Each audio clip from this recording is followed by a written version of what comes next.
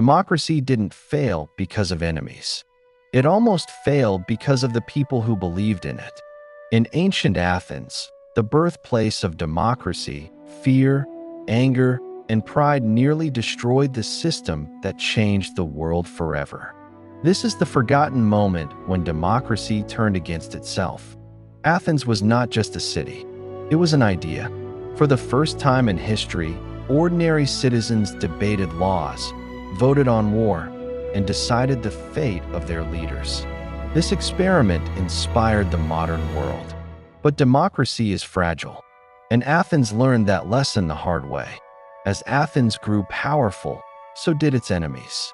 War created pressure. Pressure created fear, and fear changes how people vote. Athenians began to suspect their own leaders.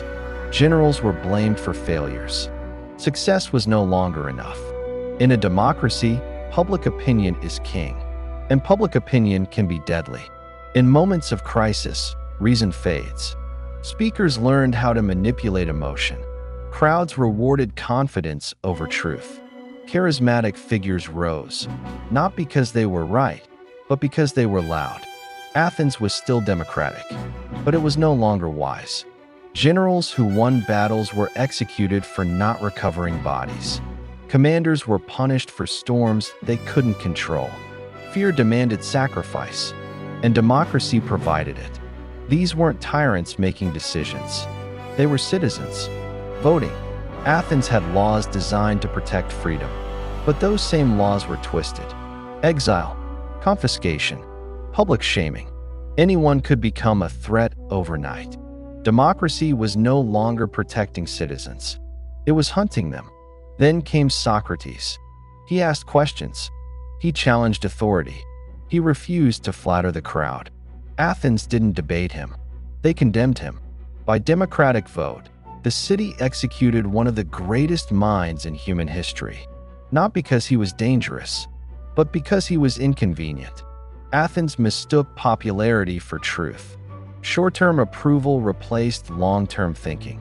Decisions were made for applause, not survival. And when the real test came, Athens failed.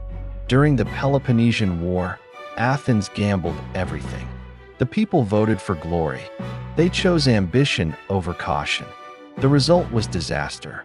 The empire fell. The democracy collapsed. Foreign powers stepped in. Athens survived, but never recovered its dominance.